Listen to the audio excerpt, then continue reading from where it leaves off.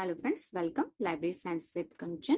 आज जो हम है पीवाईक्यू एमपीसेक पीवाईक्यू की सीरीज में दिया इसरो का ही एक पेपर है पुराना, उसे देख रहे हैं। तो हमारा पहला क्वेश्चन है, यूनेस्को द्वारा डैश को विश्व पुस्तकालय एवं कॉपीराइट दिवस मनाया जाता है। जो world book and copyright day is celebrated by UNESCO, वो कब किया जाता है? तो वो किया जाता है 23 अप्रैल को। फिर हमारा अगला प्रश्न है, अनुसंधान प्रक्रिया प्रारंभ करने में निम्न में से कौन सा प्रथम कदम है? देखिए, अनुसंधान रिसर्च की जो स्टेप्स हैं, यहाँ से क्वेश्चन बनता ही बनता है। आपको कई बार रिसर्च डिजाइन और हाइपोथेसिस ये सब देकर रिव्यू ऑफ लिटरेचर, अभी भी रिसेंटली 2-3 एग्जाम्स हैं उसमें पूछा ही है। चैप्टराइजेशन को आगे कि हम चैप्टर जब बनाते हैं, रिसर्च में थीसिस कंपाइल करते हैं, कौन सा चैप्टर पहले रखेंगे, कौन सा चैप्टर बाद में रखेंगे, हाइपोथेसिस कब टेस्ट किया जाता है, इंट्रोडक्शन वाले पार्ट में क्या नहीं हम इंक्लूड करेंगे। जो हमारा इंट्रोडक्शन वाला होता है उसमें हम रिसर्च मेथड डिफाइन करते हैं, डेटा कलेक्शन टेक्निक डिफाइन करते हैं, हाइपोथेसिस डिफाइन करते हैं, लेकिन फाइंडिंग्स नहीं करते हैं। तो ऐसा भी एक क्वेश्चन आया है कि उसमें ऑप्शन में था फाइंडिंग, तो फाइंडिंग बाहर हो जाएगा क्योंकि वो इंट्रोडक्टरी चैप्टर्स में नहीं आएगा।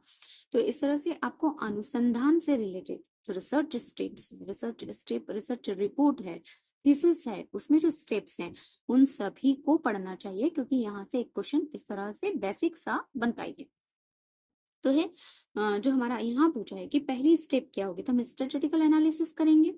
सबसे पहले हम फॉर्मेशन ऑफ हाइपोथेसिस करेंगे, आइडेंटिफिकेशन ऑफ प्रॉब्लम करेंगे, searching for the solution of problem. तो सबसे पहले हम अपना रिसर्च प्रॉब्लम आइडेंटिफाई करते हैं। देखो, उसको किसी भी तरीके से लिखा जा सकता है। सबसे पहले हम अपनी समस्या की पहचान करते हैं, फिर हम जिस समस्या की पहचान किए हैं, हम किस क्षेत्र में कार्य करने वाले हैं, हम उस एरिया एनालाइज करते हैं। एरिया एनालाइज करने के बाद हम अपना रिसर्च डिजाइन बनाते हैं, हाइपोथेसिस बनाते हैं, डेटा कलेक्शन टेक्निक डिसाइड करते हैं। फिर उसके बाद हम एप्लीकेशन में जाते हैं, डेटा कलेक्ट किया जाता है। डेटा कलेक्ट करने, अभी बीच में क्वेश्चन आया था कि डेटा कलेक्ट करने के बाद भी पहले उसको एडिटिंग किया जाएगा, फिर टेबुलेशन किया जाएगा, मैपिंग किया जाएगा, कोडिंग किया जाएगा, इवैल्यूएशन किया जाएगा। तो आपसे किसी भी स्टेप पर वो स्टेप्स देकर पूछ सकते हैं। तो थोड़ा सा इस टॉपिक को डिटेल में अच्छे से समझ के पढ़ना चाहिए। फिर हमारा अगला question, RDA resource description access. RDA किससे संबंधित है? क्लासिफिकेशन, कैटलॉगिंग, सर्चिंग और ब्राउजिंग। तो आरडीए जो है वो हमारा कैटलॉगिंग से है। किसको रिप्लेस किया है? तो ACR2R जो हमारा है उसको रिप्लेस किया है। कब आया? तो 2010 में आया। आपसे किसी भी तरीके से पूछ सकते हैं। फिर वेब 2.0 अनुप्रयोग में टैगिंग को कहते हैं, है ना। वेब 2.0 में हम टैगिंग क्या कहलाती है? जब हम किसी को टैग करते हैं तो टैगिंग करना कहलाता है फॉक्सोनॉमी, और क्लासिफिकेशन क्या कहलाता है? टैक्सोनॉमी। ठीक है, तो यहाँ हमारा टैगिंग करना हो जाएगा फॉक्सोनॉमी। फिर है PPBS, planning programming budgeting system से संबंधित है। किससे है? तो इसी के नाम में बजटिंग सिस्टम, तो ये हमारा बजटिंग सिस्टम से रिलेटेड है। और प्लानिंग प्रोग्रामिंग में जो बजट फोकस किया जाता है, आपके एक एक प्लान को इवैल्यूएट किया जाता है कि किस पर्टिकुलर प्लान पर उसके परफॉर्मेंस को देखा जाता है। मतलब प्लानिंग प्रोग्रामिंग किया जाता है कि कितना उस पर्टिकुलर प्रोग्राम के परफॉर्मेंस को इंडिकेटर करके उस पर कितना मध्य कितना पैसा खर्च किया जाना है, उस अकॉर्डिंग उसको एनालाइज किया जाता है। एक पुस्तक के मूल पाठ के पूर्व और तदंतरण पत्रों को पन्नों को कहते हैं। Sheets before and the after text book are called. देखिए, जब हम बुक देखते हैं तो हमारी जो बुक होती है जनरली, उसमें आपने देखा होगा एक ब्लैंक पेज सबसे स्टार्ट में भी लगा होता है, एक सबसे लास्ट में भी लगा होता है। उसे क्या कहा जाता है? तो उसे कहा जाता है एंड पेज। और कभी कभी आप देखेंगे कि उसमें एक हाफ भी लिखा होता है, उसको फ्लाई शीट कहते हैं। उससे भी प्रश्न आता है आपका। और जो ऊपर से एक हार्ड बाउंड बुक होती है हमारा, उसमें आप देखेंगे एक इस तरीके का कवर होता है जो इस तरह से पीछे की तरफ मुड़ता है, तो ब्लर कहलाता है, बुक जैकेट जिसे हम कहते हैं। तो बुक्स के भी बहुत सारे पार्ट होते हैं। फिर हमारा अगला प्रश्न, संक्षेपीकरण सेवा उपलब्ध करवाता है। एब्स्ट्रैक्टिंग सर्विस क्या करता है? तो एब्स्ट्रैक्टिंग सर्विस जो है full bibliographic description along with the abstract of article. Biblio abstracting service में हमें उसका बिब्लियोग्राफिकल डिस्क्रिप्शन तो मिलता है उस पर्टिकुलर आर्टिकल का, लेकिन हमें उसका एब्स्ट्रैक्ट आइडिया भी मिलता है कि उस कंप्लीट आर्टिकल में क्या डिटेल दी हुई है। साइंटिस्ट के लिए या रिसर्च जो कर रहे हैं उनके लिए सबसे ज्यादा यूजफुल होता है, जिससे ये पता कर सके कि वो पूरा आर्टिकल पढ़ना है या नहीं पढ़ना। यहाँ पे save of the time user जो है हमारा लॉ एप्लीकेबल होता है, क्योंकि एब्स्ट्रैक्ट पढ़ के वो हमारा जो यूजर है वो डिसाइड करता है कि उसे फुल आर्टिकल पढ़ना है या नहीं पढ़ना है।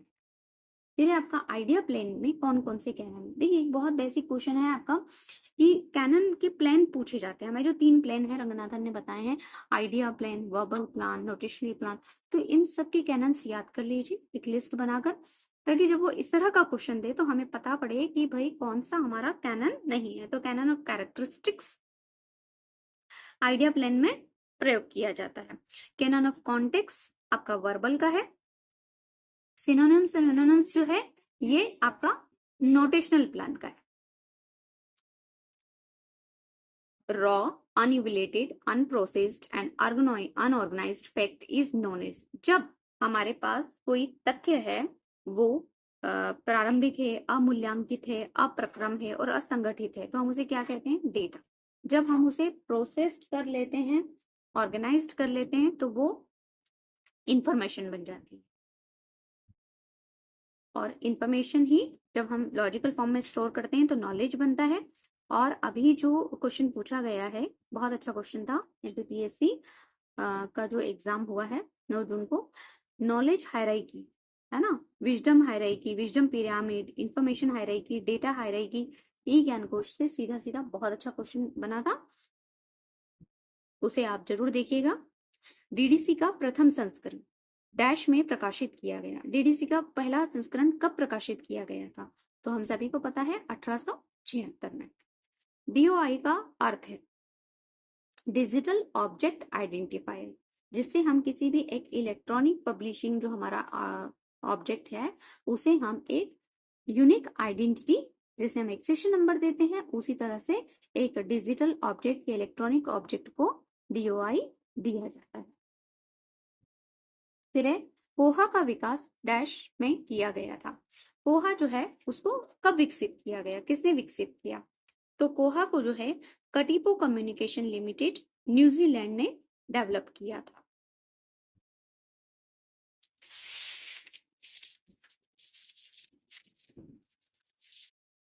क्वेश्चन नंबर 13, डीडीसी में शिक्षा संख्या द्वारा निरूपित की जाती है। तो डीडीसी में जो एजुकेशन का नंबर है वो क्या है हमारा? 3 से। ई बुक्स से क्या समझते हैं? ई बुक्स से हम क्या समझते हैं? तो ई बुक्स जो होती हैं इलेक्ट्रॉनिक फॉर्म में प्रस्तुत कोई भी बुक। एनी बुक नहीं होगी, एनी जर्नल नहीं होगी, एनी बुक और इंटरनेट भी नहीं होगी, ये तीनों ही हमारे नहीं होंगे। हमारा हो जाएगा any book available in electronic form. AACR2 के संस्करण में स्टेटमेंट में लिखते हैं। अब जो स्टेटमेंट लिखा जाता है उसमें क्या लिखा जाता है? स्टेटमेंट में हम क्या मतलब किस उसमें फॉर्मेट में लिखा जाता है ये पूछा है। तो रोमन अल्फाबेट, फिगर्स, वर्ड्स या इंडो अरेबिक? तो इंडो अरेबिक में लिखा जाता है हमारा स्टेटमेंट। ग्रंथालय विज्ञान के 5 नियम में प्रकाशित किए गए थे। ग्रंथालय विज्ञान के जो नियम है इनको लेके भी मेरा जो रंगनाथन वाला वीडियो है उसमें डिटेल से मैंने बताया है कि 24 में आइडिया कंसेप्टलाइजेशन मतलब उनको आइडिया आया, 28 में उन्होंने कॉन्फ्रेंस में बताया कि उन्होंने लिख लिए हैं और 31 में इसे प्रकाशित कर दिया। फिर हमारा निम्नलिखित में से कौन सा पश्व समन्वय है ना, पोस्ट कोऑर्डिनेटिंग और प्री कोऑर्डिनेट इंडेक्सिंग से भी क्वेश्चन आता है बेसिक सा। तो हमारी जो प्रेसिस, पॉप्सी ये हैं ये प्री हैं और यूनिटम जो है वो हमारी पोस्ट है। एम टॉबे द्वारा इसे दिया गया था। प्रकाशन की संख्या के आधार पर लेखक की उत्पादकता मापन डैश के आविर्भाव की ओर अग्रसर होता है ना। जो हम ऑर्थर की प्रोडक्टिविटी निकालते हैं वो कौन से लॉ से निकालते हैं?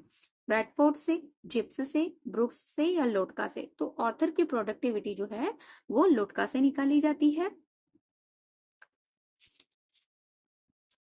फिर हमारा अगला प्रश्न 19, पुस्तक की कॉल संख्या का अर्थ है। ना। कॉल नंबर किससे बनता है? एक बुक का अगर हम कॉल नंबर की बात करें तो उसमें 3 एलिमेंट होते हैं हमारे, बुक नंबर, क्लास नंबर और कलेक्शन नंबर।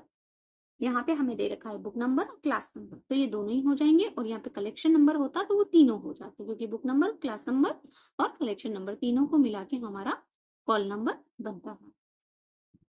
कॉम्पेन इंडेक्स के लिए ऑनलाइन डेटाबेस है। कॉम्पेन इंडेक्स जो है किसके लिए ऑनलाइन डेटाबेस है? तो ये एक इंजीनियरिंग का डेटाबेस। पेटेंट किस प्रकार के सूचना स्रोत है? हम जो पढ़ते हैं प्राइमरी, सेकेंडरी, टर्शरी। फिर हैंसन ने कितने दिए, ग्रोगन ने कितने दिए, डॉक्टर एस आर रंगनाथन ने हमें कितने टाइप के बताए। तो जो पेटेंट है उन्हें किस में डाला गया है? तो पेटेंट जो है वो प्राइमरी इंफॉर्मेशन सोर्सेस होते हैं। ALU स्टैंड फॉर, जब हम कंप्यूटर की बात करते हैं तो ALU क्या है? Mathematic logical unit, logic unit. पत्रिका का अंशदान दर निश्चित करने के लिए डैश है a certain subscription rate of a serial। हम उसका रेट कहाँ से पता करेंगे? तो पीरियोडिकल डायरेक्टरी। आपकी जो पीरियोडिकल डायरेक्टरी होती है, पीरियोडिकल डायरेक्टरी से हम ये पता करते हैं कि वो किस रेट में आ रही है, यहाँ से रेट डिसाइड होते हैं। ग्रंथ सूची के जनक किसे माना जाता है? Who is the father of bibliography? Bibliography का फादर किसे माना जाता है? ये भी बहुत पीवाईक्यू का फेमस, मतलब कहेंगे बहुत बार आया हुआ क्वेश्चन है। तो कॉनराड गेसनर को फादर ऑफ बिब्लियोग्राफी कहा जाता है।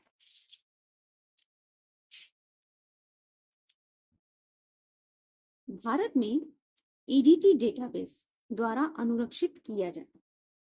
ईडीटी डेटाबेस किसके द्वारा मेंटेन किया जाता है? इंडेस्ट AICT, Indian science abstract, Shodhganga और उपरोक्त सभी। तो ये जो है इंडेस्ट AICT, ये कंसोर्शियम है, ये एक एब्स्ट्रैक्ट है। शोधगंगा हमारी क्या है? EDT, electronic thesis and dissertation की डिपॉजिटरी है, जिसे इनफिनिट मेंटेन करता है। फिर हमारा अगला प्रश्न, शेनन और वीवर द्वारा गणितीय सिद्धांत पहली बार प्रकाशित किया गया था। शेनन और वीवर ने अपना जो मैथमेटिकल थ्योरी दी थी वो कब हुई थी? तो 1948 में। फिर डैश को बौद्धिक संपत्ति अधिकार सुरक्षा दिया गया है। Intellectual property right is protection given to, किसको देते हैं हम और किसके लिए हम डिमांड करते हैं? IPR। तो IPR डिमांड किया जाता है ट्रेडमार्क के लिए, पैटेंट के लिए, कॉपीराइट के लिए या सभी के लिए? तो सभी के लिए किया जाता है। भारत में 1954 में लीगल डिपॉजिट अधिनियम का प्राधिकार डैश की सार्वजनिक ग्रंथालय को है। जो 1954 का लीगल डिपॉजिट यहाँ डिलीवरी ऑफ बुक एक्ट की बात हो रही है 1954 की। तो कितनी जो है पब्लिक लाइब्रेरीज को इसमें बुक देने की बात की गई है? तो 4 लाइब्रेरीज को इसमें बुक देने की बात की गई है। कौन कौन सी 4 लाइब्रेरी है? तो Connemara public library, national library of India Kolkata, Delhi public library and the Asiatic society library Bombay. फिर हमारा इंसडॉक का विलय निस्कॉम में हुआ तथा डैश के नाम से जाना जाता है। तो जब इन दोनों का विलय हुआ तो उसे निस्केयर के नाम से जाना जाता है, और निस्केयर का अभिनाम क्या है? तो NISCPR। ग्रंथालय एवं सूचना केंद्रों पर ICT का प्रभाव क्या है? ICT made information creation in digital format possible, ठीक है। ICT made online access and file trans possible, yes. ICT made networking and sharing of information resources possible. तो हाँ, ये सभी को पॉसिबल बनाया है ICT ने हमारे लाइब्रेरीज में और इंफॉर्मेशन सेंटर्स में। तो ये उपरोक्त सभी सही हो जाएगा।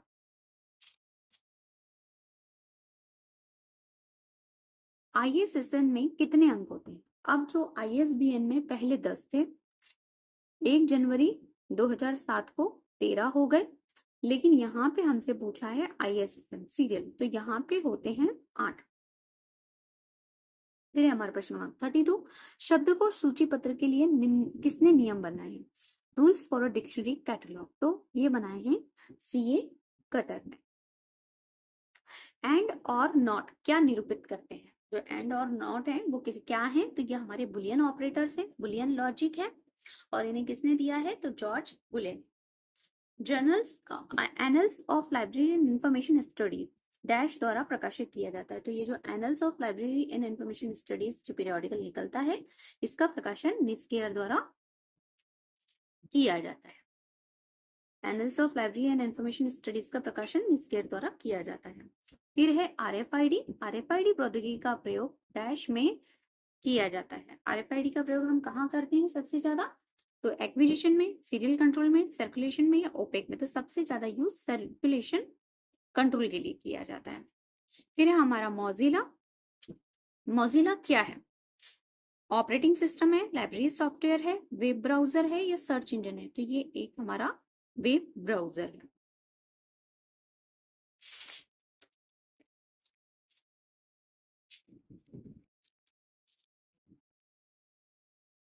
सामान्य डबलिन कोर मेटा डेटा तत्व सेट में समाविष्ट करता है। कितने एलिमेंट्स होते हैं? ये भी क्वेश्चन बहुत बार आता है। तो हमारे 15 एलिमेंट्स होते हैं। और अभी जो क्वेश्चन आपका पूछा गया था कि कितने टाइप में उसको बांटा गया है, तो डिस्क्रिप्टिव है ना, और एडमिनिस्ट्रेटिव, स्ट्रक्चरल, ये सभी इसके टाइप होते हैं। फिर है आपका technical section perform mainly two function. जो हमारा टेक्निकल सेक्शन होता है वो दो काम करता है, तो क्लासिफिकेशन और कैटलॉगिंग। एक्सेशनिंग और बिल पेमेंट आपका एक्विजिशन सेक्शन का काम है। क्लासिफिकेशन एंड शेल्विंग, क्लासिफिकेशन इसी का है, शेल्विंग करना मेंटेनेंस सेक्शन का काम होता है। कैटलॉगिंग और शेल्विंग, तो कैटलॉगिंग हमारा इसका हो गया टेक्निकल का, और शेल्विंग हमारा वापस से मेंटेनेंस सेक्शन, सर्कुलेशन सेक्शन के अंडर में काम करता है। CAS डैश का उदाहरण है। कैस किसका है? तो केस एक तरह की अलर्टिंग सर्विस है, जिसमें हम यूजर को अलर्ट करते हैं अपने कलेक्शन के बाद। ग्रंथालयों के बीच संसाधन साझेदारी को कहते हैं। तो ग्रंथालयों के बीच जो रिसोर्स शेयरिंग होती है उसे क्या क्या ब्रॉड टर्म यूज करते हैं हम उसके लिए? तो लाइब्रेरी कॉर्पोरेशन। प्रथम नियम के अनुसार ग्रंथालय का स्थान निर्धारित किया है। देखिए ये क्वेश्चन एज इट इज अभी एक एग्जाम में आया है कि लोकेशन ऑफ द लाइब्रेरी है ना, उसकी बिल्डिंग ऑफ द लाइब्रेरी किस में बात की जाती है? तो ये बात की जाती है आपकी फर्स्ट लॉ में। और ये कहाँ पे होना चाहिए? तो ये होना चाहिए आपकी सेंट्रल प्लेस पे। जो library is the heart of the institution हम कहते हैं, तो आपका सेंट्रल प्लेस में उसकी लोकेशन होनी चाहिए, जहाँ पे ज्यादा से ज्यादा लोग वहां आ सकें।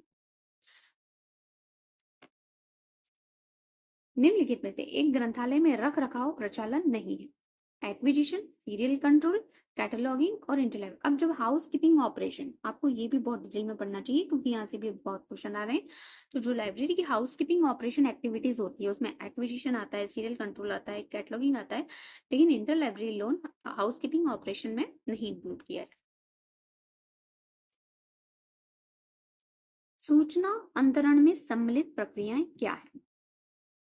What are the process involved in transfer of information? जब हम इंफॉर्मेशन ट्रांसफर की बात कर रहे हैं, एक व्यक्ति से दूसरे व्यक्ति, एक जनरेशन से दूसरे जनरेशन, तो जनरेशन ऑफ इंफॉर्मेशन, हम सबसे पहले सूचना का उत्पादन करेंगे। फिर डिसेमिनेशन ऑफ इंफॉर्मेशन, हम उसे एक जनरेशन से दूसरी जनरेशन या एक जगह से दूसरी जगह या व्यक्तियों के बीच में उसको स्थानांतरित करते हैं, उसे डिसेमिनेट करते हैं। पहले उसे जनरेट करेंगे, फिर उसे डिसेमिनेट करेंगे। Retrieval and use of information, ये भी आएगा, तो ये उपरोक्त सभी इसका आंसर हो जाएगा। और यूनिट कार्ड सिद्धांत से संबंधित है। यूनिट कार्ड किससे रिलेटेड है? तो ये एक कार्ड कैटलॉग का टाइप। नियमों का एक सेट जो समग्र आंकड़ा संचार प्रणाली को संचालित करता है कहलाता है। तो सेट ऑफ रूल्स क्या कहलाता है? सेट ऑफ रूल्स आपका प्रोटोकॉल कहलाता है। New York charging system content, New York charging system में क्या होता है? तो reader number, register, borrowers card, तो बोरोवर्स कार्ड होता है हमारा न्यूयॉर्क में। फिर अगला हमारा प्रश्न है, ग्रंथ सूची में के सांख्यिकी एवं गणितीय विश्लेषण को कहा जाता है। अब statistical and mathematical analysis of bibliography, जब हम बिब्लियोग्राफी का ऊपर मैथमेटिकल और स्टैटिस्टिकल एनालिसिस करते हैं तो वो हमारा कहलाता है बिब्लियोमेट्रिक। और जब हम लिब्रामेट्री की बात करते हैं, तो जब हम लाइब्रेरी के ऊपर मैट्रिक लगाते हैं तो वो लिब्रामेट्री कहलाता है। यह हमारा संपूर्ण स्वचालित सेवाओं एवं अंकीय संसाधनों सहित ग्रंथालयों को कहते हैं। फुल्ली ऑटोमेटेड जो हमारी है सर्विसेज, डिजिटल रिसोर्सेस हैं, उसे हम क्या कहेंगे? तो उसे हम डिजिटल लाइब्रेरी कहते हैं।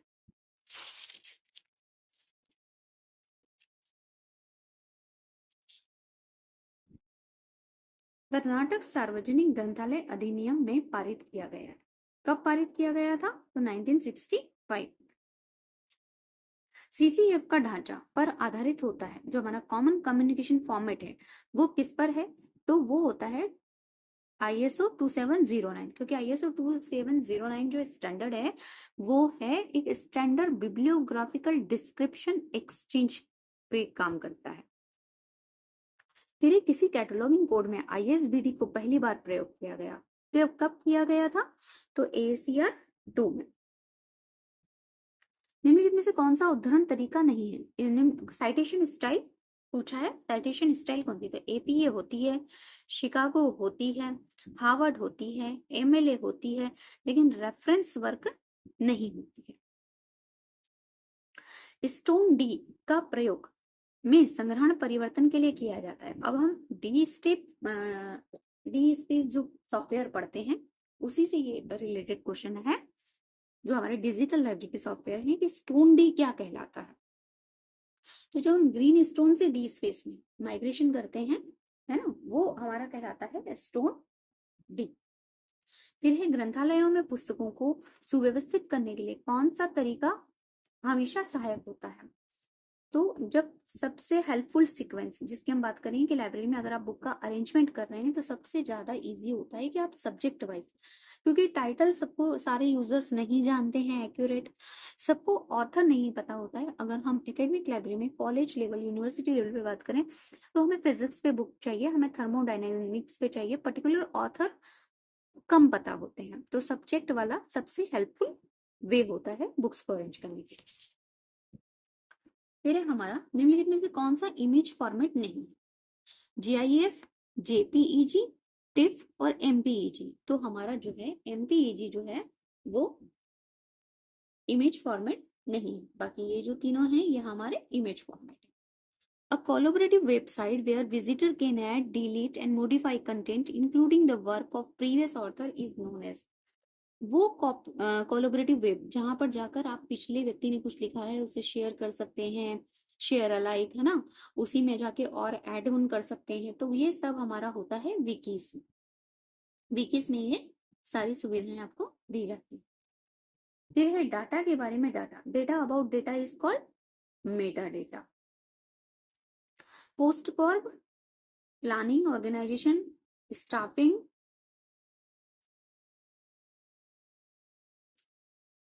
डायरेक्टिंग, कोऑर्डिनेशन, रिपोर्टिंग, बजटिंग, किस में आते हैं, तो ये हमारे आते हैं लाइब्रेरी एडमिनिस्ट्रेशन में। Noise in information retrieval, noise in information retrieval is due to, जब नॉइज क्यों आता है इंफॉर्मेशन रिट्राइवल में, तो अतिरिक्त सूचना के कारण। ग्रंथालय से पुराने एवं कभी कभार उपयुक्त पुस्तकों को निकाल देते हैं, उसे हम क्या कहते हैं, तो जब हम स्टॉक वेरिफिकेशन करते हैं, हमें लगता है कि ये किताबें नहीं यूज हो रही हैं, कट फट गई हैं, आउट ऑफ डेट हो गई हैं, सिलेबस से बाहर हैं, स्टूडेंट नहीं यूज कर रहे हैं, या हमारे यूजर द्वारा उन्हें बहुत कम इशू किया जा रहा है, तो वहां पे हम करते हैं वीडिंग, उसे कहा जाता है उस प्रोसेस को वीडिंग आउट कर।